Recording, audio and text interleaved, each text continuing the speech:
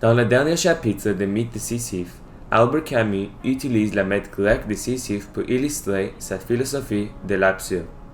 Sisyphe, condamné à faire rouler éternellement un rocher en haut d'une montagne pour le voir redescendre, devient une métaphore de la condition humaine.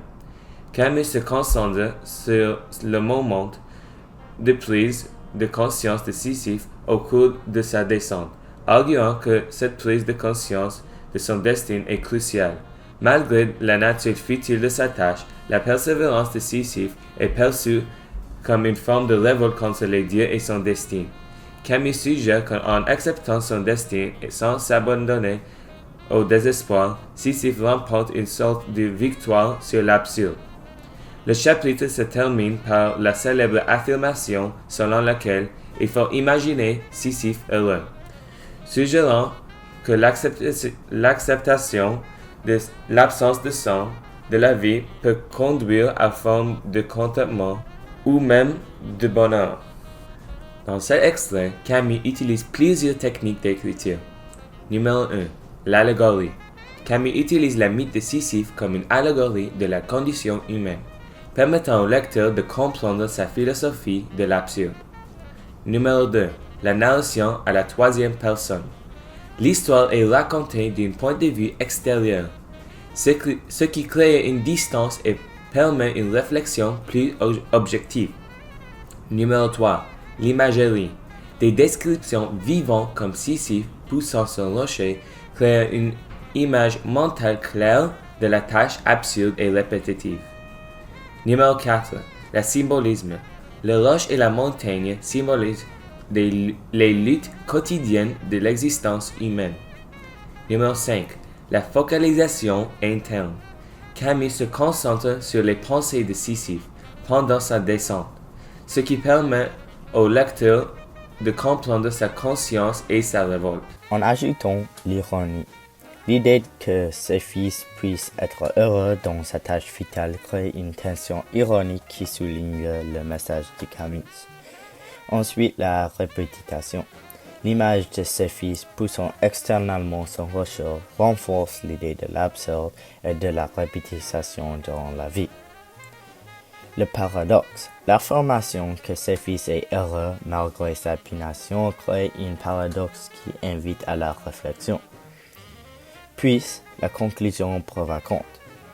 La phrase finale « Il faut imaginer ses fils heureux » défie les attentes du lecteur et résume la philosophie de Camus. Finalement, le style philosophique. Camus mêle narration et réflexion philosophique, invitant le lecteur à méditer sur les sens de l'existence.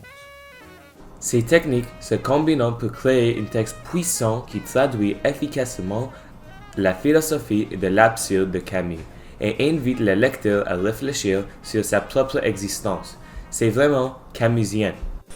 Un autre thème que j'ai trouvé est bonheur dans la lutte. Le thème du bonheur dans la lutte est exploré par la philosophie de l'absurde. Camus parle du mythe de ses fils, un personnage qui doit rouler une rocher en haut d'une montagne, mais le rocher redescend toujours, ce qui l'oblige à répéter cette tâche sans fin. Cette lutte sans fin symbolise la condition humaine. Notre recherche du sens dans un monde qui semble vide de sens. Camus dit que même si la vie peut sembler absurde et pleine de luttes, on peut trouver le bonheur en acceptant cette réalité et en continuant à se battre, même sans espérer un sens ou une solution finale. La clé du bonheur est d'accepter l'effort lui-même, au lieu de se concentrer uniquement sur le résultat. Camus conclut qu'il faut imaginer ses fils heureux, ce qui signifie qu'en acceptant l'absurde de la vie, les gens peuvent trouver du sens dans l'acte de lutter, même si cela semble futile.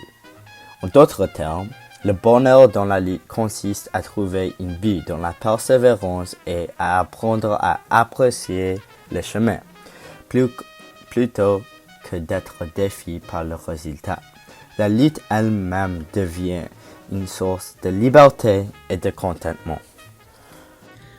Alors, un autre thème important du mythe de Sisyphe est le concept de rébellion et la résilience de l'esprit humain.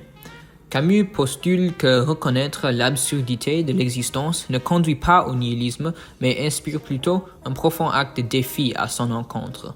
Cette rébellion se manifeste dans le refus de succomber au désespoir. Alors, au lieu de cela, les individus peuvent créer du sens à travers leurs choix et leurs actions. La pertinence de la rébellion dans le chapitre est particulièrement visible dans la société contemporaine où les individus sont souvent confrontés à des crises existentielles, à des sentiments d'aliénation et à la nature accablante des défis de la vie. Dans un monde qui peut sembler chaotique et indifférent, l'idée que l'on peut trouver un but grâce à la rébellion personnelle est stimulante. Elle encourage les gens à s'approprier leur vie, à agir de manière authentique et à affirmer leur existence malgré les incertitudes extérieures. La notion de rébellion de Camus souligne également l'importance de la solidarité et des expériences partagées.